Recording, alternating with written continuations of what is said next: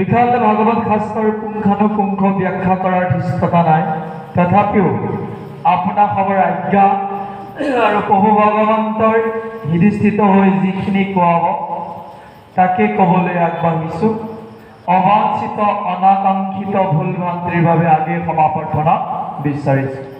হৰিৰ গুণানুকীৰ্তন ভুলেই হওক শুদ্ধই হওক, পৃথিৱীৰ সৰ্বশ্ৰেষ্ঠ কাম ভগৱানৰ ভক্তসকলৰ লগত একেলগে বহিব পৰাটো পৃথিৱীৰ সৰ্বশ্ৰেষ্ঠ কাম। ভাগৱত হওক কিংবা নহওক, সাধু সংগৰ মাহাত্ম্য কৈছে, আপোনালোকে নিজকে অনুভৱ কৰকচোন। সপ্তাহটোত ঘৰত থকা যিমানবোৰ দুখ ভাগৰ ইয়াত আহি বহি দিয়াৰ লগে লগে সকলোবোৰ নাইকিয়া হৈ যায়। কি এইটো শক্তি? প্ৰভু ভগৱন্তৰ শক্তি। সাধুৰ সংগ, যদি এই সাধুৰ সংগত লগত ভাগৱত যোগ হৈ যায়, কৈছে সেইখনটো আৰু সোণত সুৱগা হৈ যায়। বিভিন্ন প্ৰান্তৰ ভকত আই মাতৃসৱ একত্ৰিত, লগত কলিযুগৰ ভগৱান ভাগৱত। মনত ৰাখিব, আপোনালোকে ভাগৱতক কি দৃষ্টিৰে চাই মই নাজানো, মই এটা কথা খাটাংকে জানো, আজিলৈকে যিমানবোৰ কৃপা পাইছোঁ সকলোবোৰ ভাগৱতৰ পৰাই পাইছোঁ। ভাগৱত কল্পতৰু। জীৱন যাত্ৰাত কিবা এটা কাম কৰিছোঁ আৰু অলপ আগবাঢ়ি যাব লাগে, মনত কথাটো চিন্তা আনি ভাগৱতখন চাওঁ, তাতে পাওঁ ৰাস্তাটো। তাৰমানে ভাগৱত কল্পতৰু। যদি কল্পতৰু নহ'লহেঁতেন, যদি ভাগৱতে শান্তি দিব নোৱাৰিলেহেঁতেন, আমি ইয়াতে অকল মৰিগাঁও মূল বাসিন্দা কম আছে, বিভিন্ন প্ৰান্তৰ পৰা মৰিগাঁৱত একত্ৰিত হোৱা বচা বচা ব্যক্তিসকল আছে। পৃথিৱীৰ সৰ্বশ্ৰেষ্ঠ সেইসকল ব্যক্তি, যিসকল ব্যক্তিয়ে কলিযুগত ভাগৱত শুনিবলৈ একত্ৰিত হয়। ইয়াতকৈ সৰ্বশ্ৰেষ্ঠ ব্যক্তি নাই। কোনোবা ধন সম্পদত আগবঢ়া, কোনোবা ৰাজনীতিৰ দিশত আগবঢ়া, কোনোবাই সাংস্কৃতিক দিশত আগবঢ়া, আৰু আমাৰ সন্মুখত বহি আছে কৃষ্ণৰ সংস্কৃতিক ভাল পোৱা ব্যক্তিসকল। জয় কৃষ্ণ। এইসকল ব্যক্তিৰ আগত দুআষাৰ কোৱাটো পৰম সৌভাগ্য। ভকতৰ সংগত যোগদান কৰাটোৱেই পৰম সৌভাগ্য। বাৰু যা নহওক, আমি সেইজন ব্যক্তিৰ বিষয়ে এই শব্দকেইটা শুনিবলৈ পাম। স্বয়ং জগতৰ কৃষ্ণ ঈশ্বৰে যিমানবোৰ লীলা কৰিছিল, আৰু এটা লীলা কৰিবলৈ আহিব পৃথিৱীলৈ কলা অংশ হিচাপে, ঋষভ হিচাপে। সেই ঋষভৰ কাহিনী, দেউতাক আছিল নাভি, নাভিৰ পুত্ৰ ঋষভ অহাৰ খণ্ডটো আমি আজি পাম। তেওঁ অহাৰ পিছত পৃথিৱীত কি কি পৰিৱৰ্তন হৈছিল তাক পাম। তাৰ আগত আমি যোৱা খণ্ডৰ অলপ মনত পেলাই লৈছোঁ। নাভিয়েনো কিদৰে ভগৱানক পুত্ৰ ৰূপে পালে, আৰু যদি সঁচাকৈ নাভি এজন ৰজা, আপোনাৰ মোৰ নিচিনা ৰজা, যেনে বৰ্তমানৰ আমাৰ মুখ্যমন্ত্ৰী প্ৰধানমন্ত্ৰী এইসকল ৰজা। আমাৰ ৰাজ্যিক ৰজা হেমন্ত বিশ্ব শৰ্মা, কেন্দ্ৰীয় ৰজা হৈছে নৰেন্দ্ৰ মোদী। তেওঁলোক ৰজা ৰাজবংশ, খালি কলিযুগত নামটো সলনি হৈছে। যেনে লক্ষ্মণ নগৰ সলনি হৈ লক্ষ্ণৌ হৈছে, গম পাইছে? লক্ষ্মণ নগৰ, কিন্তু লক্ষ্মণ ত্যাগ আৰু বৈৰাগ্যৰ চূড়ান্ত নিদৰ্শন আছিল কাৰণে লক্ষ্মণ নগৰক লক্ষ্ণৌ কৰিল। আগতে মুম্বাইৰ নাম কি আছিল মনত আছে? মুম্বাই। মুম্বাই আছিল, বৰ্তমান কি হৈছে? মুম্বাই। এইদৰে সলনি হোৱাৰ দৰে যে ৰজাবিলাকৰ নাম মন্ত্ৰীলৈ সলনি হৈছে। নাভি আপোনাৰ মোৰ নিচিনা এজন ব্যক্তি, তেওঁৰ ঘৰত ভগৱান জন্ম হৈ গ'ল। তেওঁ কেনেকৈ জন্ম কৰাইছিল শাস্ত্ৰত দিয়া আছে। তেওঁ আছিল অপুত্ৰ, পত্নী আছিল মেৰু দেৱী। যেতিয়া সন্তান সম্ভৱ হোৱা নাই, ভগৱানক আহ্বান কৰিছে যজ্ঞৰ মাজেৰে। আমি বৰ্তমান সময়ত এটা যজ্ঞ পাতিব পাৰোঁ, সেইটো হৈছে ভাগৱত যজ্ঞ, সাধু সংগৰ মহাযজ্ঞ, হৰে কৃষ্ণ নামৰ মহাযজ্ঞ। সেই যজ্ঞবোৰৰ ভিতৰত আপুনি নিজাববীয়াকৈ এটা যজ্ঞ কৰিব পাৰে, সেইটো হৈছে খাদ্য যজ্ঞ। গম পাইছে? এইটোক দ্ৰব্য যজ্ঞ বুলি কৈছে কৃষ্ণই গীতাত।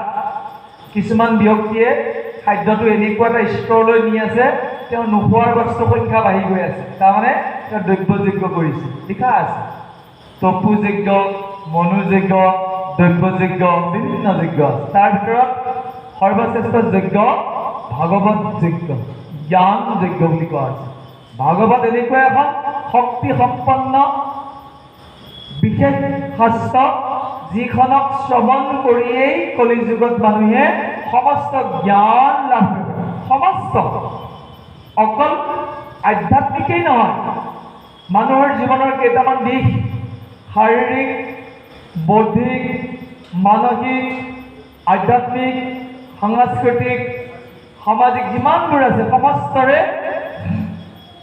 উন্নয়নত মহাভাগৱতে সহায় কৰি আছে। নাভিয়ে যেতিয়া যজ্ঞ পাতিলে, ঋষিসকলক লৈ এনেকুৱাকৈ যজ্ঞ পাতিছে, কতো খুন ক্ষতি নাই। সেই যজ্ঞ কৰি যেতিয়া আহ্বান কৰি আছে ভগৱান বিষ্ণুক সাক্ষাৎ হৈ গ'ল। লিখিছে, কৈছে পাৱে ধ্বজ ভজ যাব অংকুশ চিন শ্যাম কলে বৰ বহু সুন্দৰ ৰূপ আৱিৰ্ভাৱ হ'ল। তেতিয়া পুৰোহিতবিলাকে প্ৰাৰ্থনা কৰিছে, প্ৰভু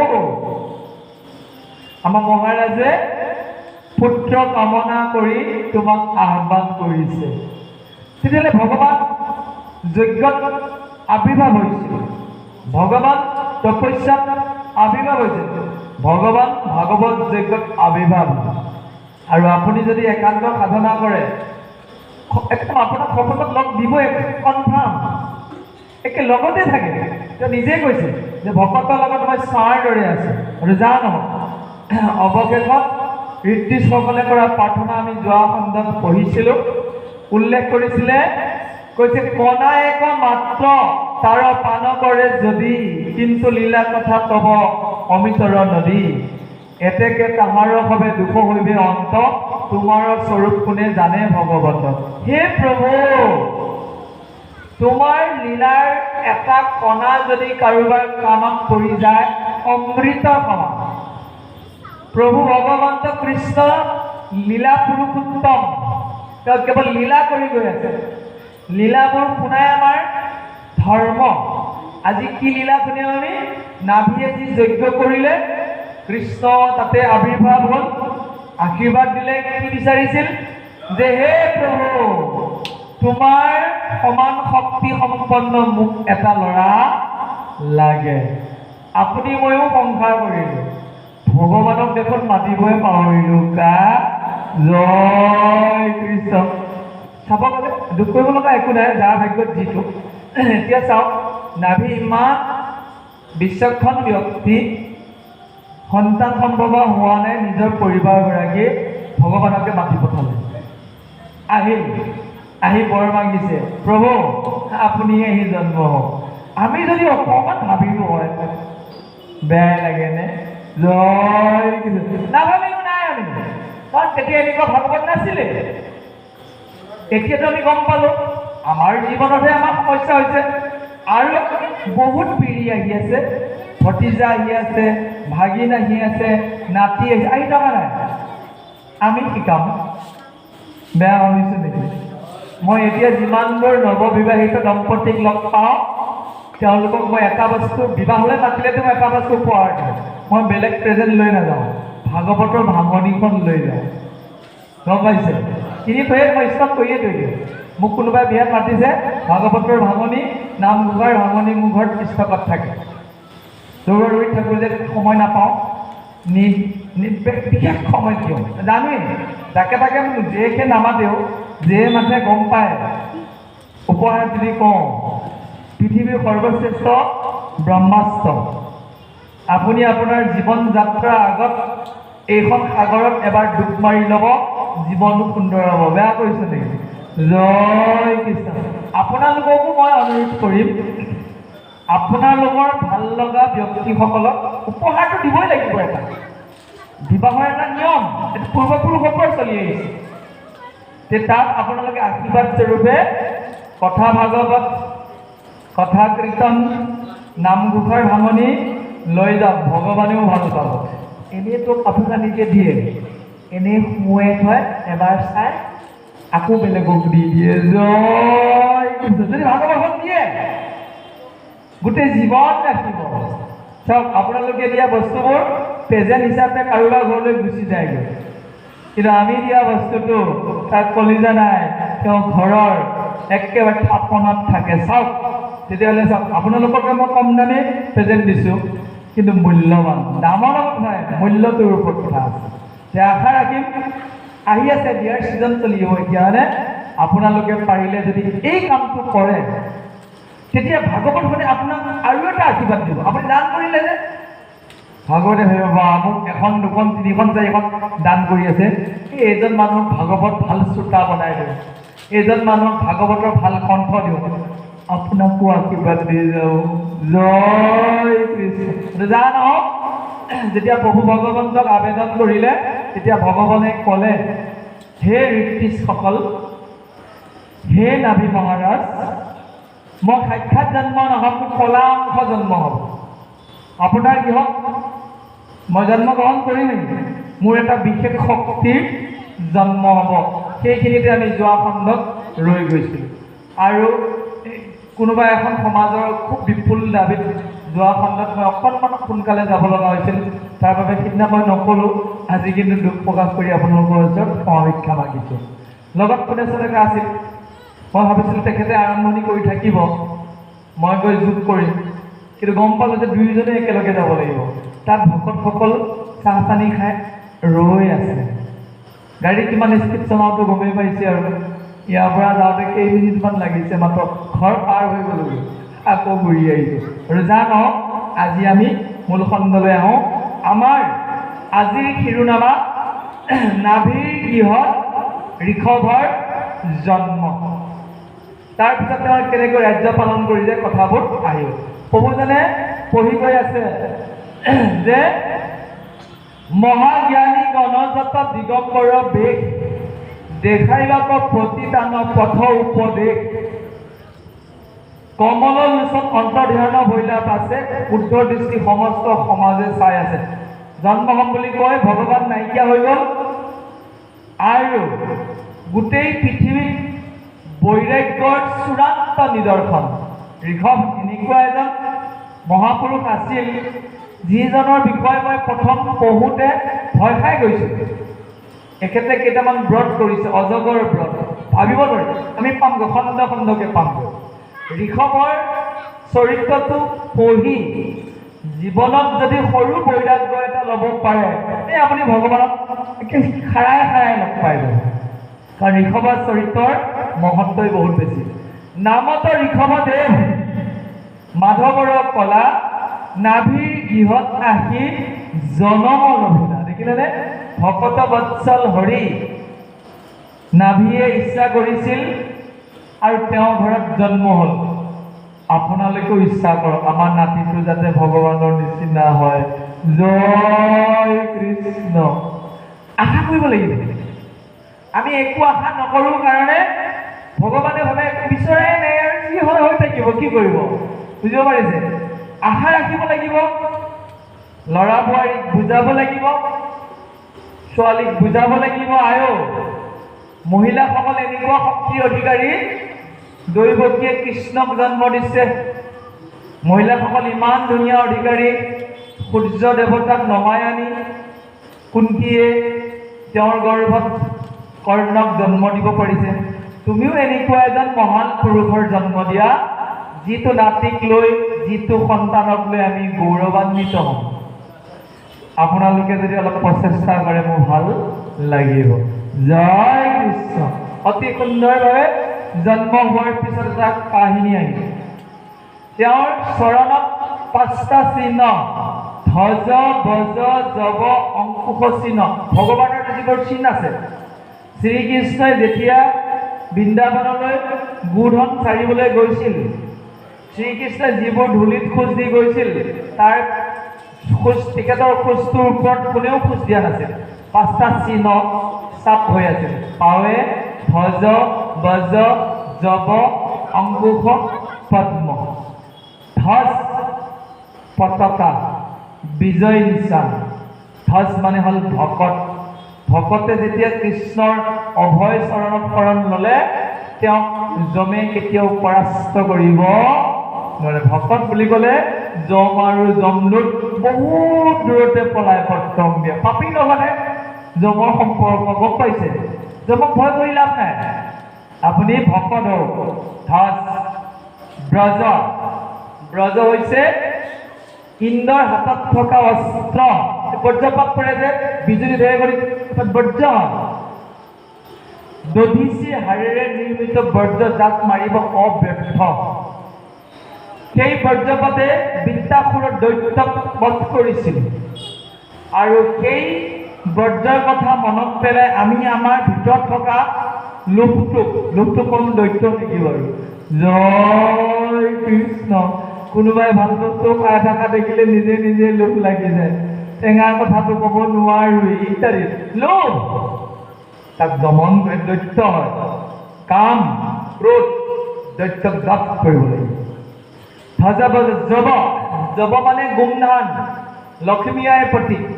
গজন, ভকতে গজন খাদ্যহে যদি গ্ৰহণ কৰে দেহাটো পবিত্ৰ হ'ব, ভগৱানক অৰ্পণ কৰিব। বলিয়ে দেহ অৰ্পণ কৰিছিল। বলি এনেকুৱা এজন ব্যক্তি আছিল, দৈত্য কুলত জন্ম হৈছিল, কিন্তু ফল মূল খাই ভগৱানক প্ৰিয় পাত্ৰ হৈ উঠিছিল। যেতিয়া ত্ৰিপদ ভূমি খুজিছিল বলিক, প্ৰথম পদ ল'লে গোটেই তেওঁৰ যিমানবোৰ জয়লাভ কৰিছিল সেই জেগা ল'লে। 2 নম্বৰখনে ল'লে ব্ৰহ্মাণ্ড, 3 নম্বৰখন কৃষ্ণই গৈ আছে বামন ৰূপত। ক'ত দিম? কৈছে প্ৰভু হ'ব পাৰোঁ মই অসুৰ কুলত জন্ম, কিন্তু মই এনেকুৱাকে জীৱন যাপন কৰিছোঁ, এনেকুৱা খাদ্য খাইছোঁ, মই ব্ৰাহ্মণৰ ওপৰত আছোঁ, মোৰ দেহ পবিত্ৰ। অখাদ্য গ্ৰহণ কৰি আপোনাৰ সেৱা মই কৰা নাই, মই পবিত্ৰ। মোৰ মস্তকত দিলে একদম সুতললৈ লৈ গ'ল। গম পাইছে? আমাৰ পৃথিৱীৰ তলত আছে অতল বিতল সুতল, সুতলত বলি স্থাপন। অৰ্থাৎ আপোনালোককো এই চেগতে কম, আপোনালোকেও গজন ভক্ষণ কৰি ভগৱানৰ বাবে দেহটো তৈয়াৰ কৰিলে ভকত হ'ব পাৰিব, শুদ্ধ ভকত। তাৰপিছতে যে পাৱে ধ্বজ ব্ৰজ যব, অংকুশ। হাতীক বধ কৰিবলৈ, হাতী কিমান ডাঙৰ জন্তু, মানুহটো কিমান সৰু, মানুহটো এপাত অস্ত্ৰ আছে অংকুশ। যেতিয়া হাতীৰ এই কোমৰত হান মাৰি দিয়ে, হাতীটোৱে ভয় খাই যায়। কোনে মোক পৰিচালনা কৰিছে বুলি মাউতটোৱে ভৰিৰে য'তে নিৰ্দেশ দিব তলৈকে যায়। ডাঙৰ জন্তুটোক সৰু মানুহে নিয়ন্ত্ৰণ কৰাৰ দৰে আমাৰ মনটো দুৰ্দান্ত। গম পাইছে? মনটোক আপুনি বশ কৰি ৰাখিব লাগিব। মনটোক কেনেকৈ বশ কৰিব লাগিব? যে এই পৃথিৱীখন অতি সুন্দৰ, ইয়াত মই সৰ্বশ্ৰেষ্ঠ ব্যক্তি মানুহ, মই মানৱীয় গুণেৰে বিভূষিত হৈ মানুহৰ কাম কৰি যাম।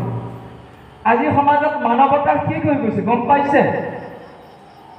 আপুনি বাহিৰলৈ যাওক, আপোনাৰ অকণমান ভুল হ'লে আপোনাক ধৰ মাৰ মাকে খেদি আহিব। ভকতৰ সকলে আহক, আপোনাক সেৱাই কৰি থাকিব। জয় কৃষ্ণ। গম পাইছে? মই বহুবোৰ কামৰ ভিতৰত ভকত হোৱাটোকে নিৰ্বাচন কৰিছিলোঁ। মাজতে অফিচাৰ হৈ আছিল, কিবা কিবি কামত আৰু চবে ছাৰ বুলি কৈ থাকে।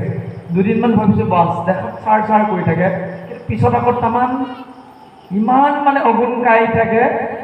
মই ভাবিছোঁ কামটো পাৰ কৰিবলৈ ছাৰ। কামটো হোৱাৰ পিছত এইটোতো ভাল নহয়, মানুহৰ অকৃতজ্ঞ। কিন্তু যেতিয়া ভকতৰ সংগলৈ আহিলোঁ, নিজেও সেৱা যাচিছোঁ, হাজাৰজনেও সেৱা জানিছোঁ। এইটোতো বহুত ডাঙৰ কাম দেখোন। আৰু তেতিয়াই সিদ্ধান্ত কৰিছিলোঁ, এজন ভাল অফিচাৰ হোৱাতকৈ এজন শুদ্ধ ভকত হ'ব পৰাটো বেছি লাভ আছে। জয় কৃষ্ণ। আৰু মই মোৰ জীৱনৰ গতিধাৰা সলাই দিছিলোঁ। সেইটো হৈছে হাতীক যিদৰে বশ কৰি তাক ভাল কামত লগাই, আপুনি আপোনাৰ মনটো ভগৱানৰ চৰণত লগাওক, অংকুশ মাৰি দিয়ক। আপুনি বিবেকেৰে তাক বুজাওক যে এইটো কৰিম, এইটো নকৰিম। ব্ৰহ্ম মুহূৰ্ততে উঠিবলৈ যত্ন কৰিব, স্বাস্থ্যৱান হ'ব, জ্ঞানৱান হ'ব, ভক্তিৱান হ'ব, ভগৱানৰ তালৈ চিধা যাব পাৰিব। যত্ন কৰিব গ'ল। তাৰপিছত আছে পদ্ম, পদুম। পদুম মানে প্ৰভুৰ চৰণত দিব পৰা বিশেষ ফুল, যাৰ পাতটো কামত আছে, হয়নে? সি বোকা পানীতে থাকে, অকণমান পানীতকৈ ওপৰত থাকে। বোকা পানীত থাকিও পদুম পাতৰ তাত পানীও নালাগে, পদুমৰ তাত বোকাও নালাগে। সংসাৰখনতে থাকি কিমান হোটেল আছে, মাছ মাংস একদম তেলাল মছলাই ভৰি আছে, এখনত নোসোমোৱাকৈ চলি আছে। জয় কৃষ্ণ। মই যিখন গাঁৱত বাস কৰোঁ, এদিন দুজন মানুহে গৈ চব খাই গ'ল। বৰাহৰ মাংস এভেইলেবল, ক'ৰবাত যদি নাপায় আমাৰ গাঁৱত পায় আৰু। জয় কৃষ্ণ। আৰু কলিযুগৰ যিটো অমৃত এভেইলেবল, গোটেই ডিষ্ট্ৰিক্টত যদি নাপায় এখন গাঁৱতে পাব। আমি য'ত ডাঙৰ হৈছোঁ, তেতিয়া মোক ক'লে, প্ৰভু আপোনালোকৰ গাঁৱত এই দুটা বস্তু দেখোন একদম উভয় নদী, আপুনি কেনেকৈ সাৰি গ'ল? জয় কৃষ্ণ। মই বোলো প্ৰভু ভগৱন্তৰ চৰণত 5টা চিহ্ন আছে, সেইকেইটাৰ ভিতৰত পদুম হৈছে বোকাতে থাকে, পানীতে থাকে। পদুমৰ গাত বোলে বোকা পানী নালাগে।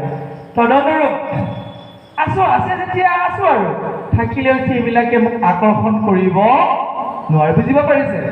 আপোনাৰ ঘৰত, আপোনাৰ পৰিয়ালত, আপোনাৰ সমাজত আপুনি গ্ৰহণ নকৰা বস্তু থাকিব পাৰে, কিন্তু তাৰ লগত আপোনাৰ সম্পৰ্ক। এই চিহ্নলৈ ঋষভ জন্মগ্ৰহণ কৰিছে, সমস্ত গুণৰ অধিকাৰী। তেওঁ যেতিয়া ভগৱানৰ নিচিনা সমতাশালী আৰু বিশেষ ব্যক্তি বুলি গম পালে, ইন্দ্ৰই গম পাই গ'ল, বাহ ঋষভৰ ইমান গুণ, মোৰ কি গুণেই নাই, যা নাভি মই বৰষুণে নিদিওঁ। ইন্দ্ৰই আকৌ জেদ লাগি গ'ল। ইন্দ্ৰই কি জেদ লাগিলে? মোতকৈ যদি ডাঙৰ হয় ঋষভ, নিজে বৰষুণ দিয়ক, মই বৰষুণ দিওঁ। বৰষুণৰ সম্পূৰ্ণ চাবি কাঠি কাৰ লগত আছে? ইন্দ্ৰৰ লগত। কি তেওঁলোকৰ তেওঁক আসন দি থৈ দিছে, পুৰন্দৰক। আৰু ঋষভৰ কথাটো শুনা পাই তেওঁ কি কৰিলে দেখিছে? সমস্ত গুণতে শ্ৰেষ্ঠ ভৈলা যি কাৰণে, নামত ঋষদে দেৱ থৈলা দ্বিজগণে। আৰু দ্বিজগণ শ্ৰেষ্ঠ ব্ৰাহ্মণসকলে ঋষভ থলে, হেন শুনি বাসৱৰ উধ ভৈলা জাত, মুত কৰি শ্ৰেষ্ঠ ভৈলা ইহাৰ পতাম। খং উঠিলে ইন্দ্ৰ, সেইকাৰণে দেৱতা পূজা নকৰোঁ, গম পাইছো। পটক খং উঠি থাকে সিহঁত। জয় কৃষ্ণ। ইমান খং উঠি থাকে মানে ভাবিবই নোৱাৰি, অভিমান বেছি, খং বেছি, বিপদত পেলাব, সিহঁতৰ সমস্যা হৈ যাব। ইয়াতে উল্লেখো কৰিছে। অৱশেষত কি সিদ্ধান্ত কৰিলে? ইহাৰ ৰাজ্যত নকৰোঁ মই বৰিখন, চাওঁ কেন মতে ইটো ৰাখে প্ৰজাগণ। মই বৰষুণ নিদিওঁ, আকাল হৈ যাব, জলসিঞ্চনৰ ব্যৱস্থা নহ'লেতো শস্য নহ'ব, প্ৰজাগণ কষ্ট পাব, মই বৰষুণ নিদিওঁ। সিদ্ধান্ত ইন্দ্ৰ দেৱতাৰ। আৰু কি কৰিলে? হেনমতে দৃষ্টি নকৰিলা পুৰন্দৰ, মিলিল দুৰ্ভিক্ষ অতি লোক ভয়ংকৰ। পৃথিৱীত বৰষুণ নাইকিয়া হৈ গ'ল, খৰাং হৈ গ'ল। আৰু সেই নাভিৰ ৰাজত্বকালত ঋষভৰ দিনত যেতিয়া আকাল হ'ব ধৰিল, ঋষভেনো কি গুণ প্ৰকট কৰিছিল, কেনেকৈ প্ৰজাবোৰ চলাইছিল, পদবন্ধে দিয়া আছে, আমি শ্ৰৱণ কৰোঁ। জয়